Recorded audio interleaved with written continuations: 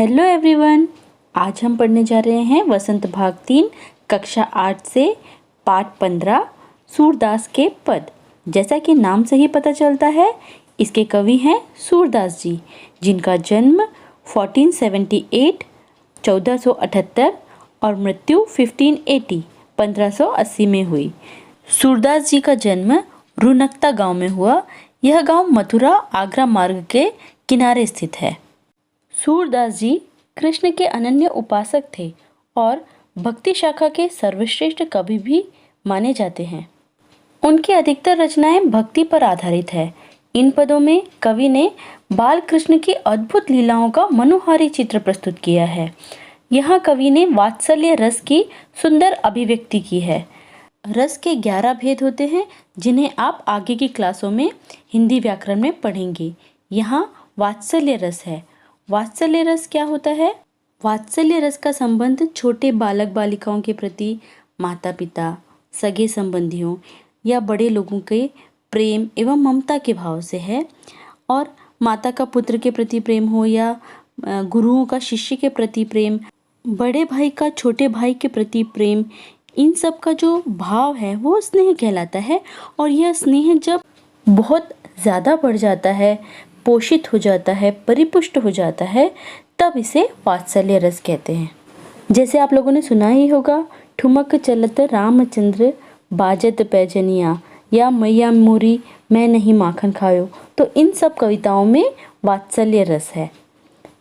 इन पदों में सूरदास जी ने कृष्ण का अपनी वात्सल्यमयी मतलब स्नेह से भरी हुई माता यशोदा से रूठने मनाने व बाल सखाओं संग खेलने तथा गोपियों के साथ उनकी मस्ती भरी शरारतें और फिर गोपियों का माता यशोदा से शिकायत लेकर आना कि उनका लला बहुत शैतानी करता है, बहुत शरारत करता है, फिर भी अनोखा है, सबसे अच्छा है, अद्भुत है, सबको प्यारा लगता है। सूरदास जी ने गोपियों का कृष्ण से दूर न जाने का भाव भी इन पदों में बहुत सुंदर ढंग से दर्शाया है। तो चलिए शुरू करते हैं अपनी कविता। सूरदास के पद। मैया कब ही बढ़ेगी चोटी, किति बार मोही दूध पियत भई, यह अजहू है छोटी। तू जो कहती बल की बेनी, ज्यों है लांबी मोटी, काढ़त गुहत नहावत जेहें, नागिनी सी भुई लोटी, कांचो दूध पियावत पची पची, देती न माखन रोटी, सूर चिर जीवो दो भैया, हरे हलधर की जोटी। दरअसल भगवान कृष्ण दूध पीने में बहुत आनाकानी करते हैं। ज़्यादातर बच्चों को दूध बिल्कुल पसंद नहीं होता है और वो मम्मी पापा को बहुत परेशान करते हैं दूध पीने के लिए। तो मम्मियाँ क्या करती है, मम्मियाँ कभी मिल्क शेक बनाती है और अलग अलग तरीक़ों से दूध बच्चों को देने की कोशिश करती है। या कभी कभी कुछ कुछ लालच भी देती हैं कि दूध अगर आप पियोगे तो आपको घुमाने ले जाएंगे या दूध पीने से आपका रंग बहुत गोरा हो जाएगा। तो ऐसे ही मैया यशोदा भी कृष्ण को लालच दे रही है कि अगर वो दूध पी लेंगे तो उनके बाल उनके बड़े भाई बलराम के जैसे लंबे और घने हो जाएंगे। यह कहकर जबरदस्ती माता यशोदा कान्हा को दूध पिलाती है और लंबे और मोटे बालों के लोभ में कान्हा भी दूध पी जाते हैं। लेकिन दूध पीते पीते काफ़ी समय बीत जाने के बाद जब उनके बाल बड़े नहीं होते हैं तो एक दिन कान्हा अपनी मैया से इस बारे में पूछते हैं।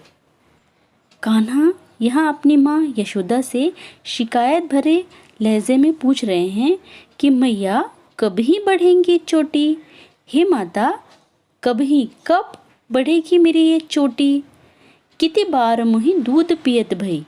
किति मतलब कितनी, बार का उपयोग यहाँ पर समय बताने के लिए हुआ है।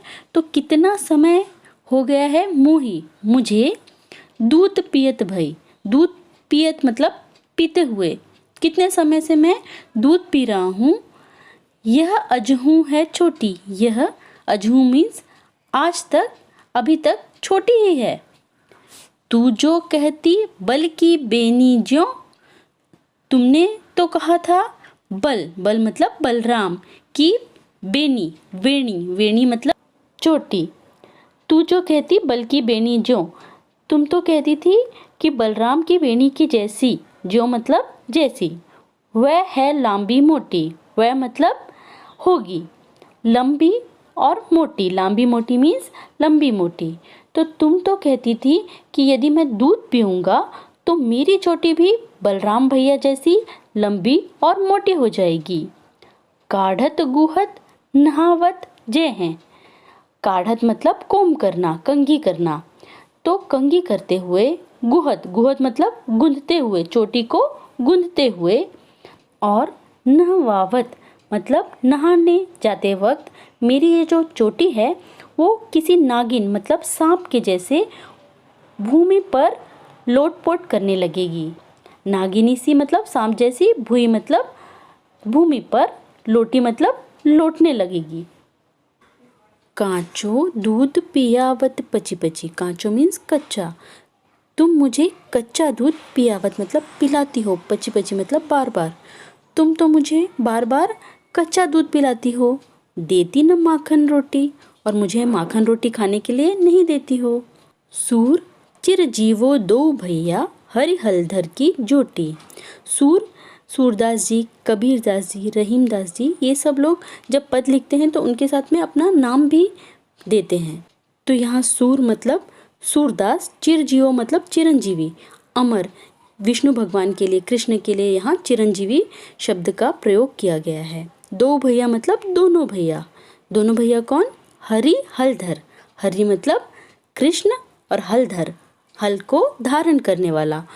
हल को धारण करने वाला मीन्स बलराम जी की जोटी मतलब जोड़ी। तो सूरदास जी कहते हैं कि ऐसी सुंदर लीला दिखाने वाली दोनों भाई कृष्ण और बलराम की जोड़ी सदा बनी रहे।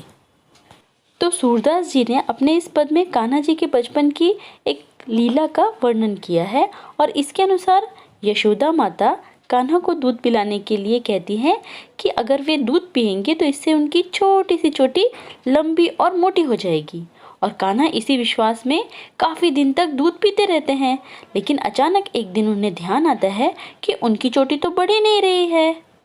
तब वो यशोदा मैया से कहते हैं कि माँ, मेरी चोटी कब बढ़ेगी? मुझे दूध पीते हुए इतना समय हो गया है, लेकिन ये तो अब भी छोटी ही है। आपने तो कहा था कि दूध पीने से मेरी चोटी बलराम भैया की चोटी की तरह लंबी और मोटी हो जाएगी, और फिर जब उसे कंघी से काढ़ा जाएगा, मतलब जब कोम किया जाएगा, उस पर कंघी की जाएगी, या जब चोटी बनाई जाएगी उसे चोटी को गूंथा जाएगा, या फिर जब नहाते समय ये जो चोटी है वो नागिन की तरह लहराएगी। फिर कान्हा अपनी माँ से शिकायत करते हैं कि उन्होंने चोटी का लालच देकर उन्हें कच्चा दूध पिलाया है, जबकि उन्हें तो माखन रोटी पसंद है। अंतिम पंक्ति में कवि सूरदास जी कान्हा और बलराम की जोड़ी की ओर मुग्ध होकर उनकी लंबी उम्र की कामना करते हैं। आप में से भी बहुत से बच्चे ऐसे होंगे जिन्हें दूध बिल्कुल पसंद नहीं होगा, मुझे भी नहीं था एक्चुअली, लेकिन दूध पीना सेहत के लिए बहुत ज़रूरी है।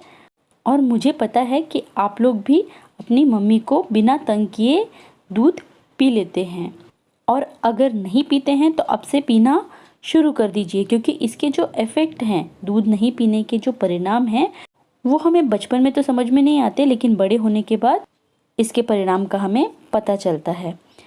सूरदास के पद का सेकंड पद हम नेक्स्ट वीडियो में पढ़ेंगे, जिसमें गोपियाँ कृष्ण की शिकायत लेके माँ यशोदा के पास आती हैं। तो ये भी बहुत सुंदर वर्णन है। तो मिलती हूँ अगले वीडियो में। चैनल को सब्सक्राइब नहीं किया है तो सब्सक्राइब करिए और बेल आइकन को ज़रूर प्रेस करिए ऐसे ही और वीडियो के लिए। Thank you.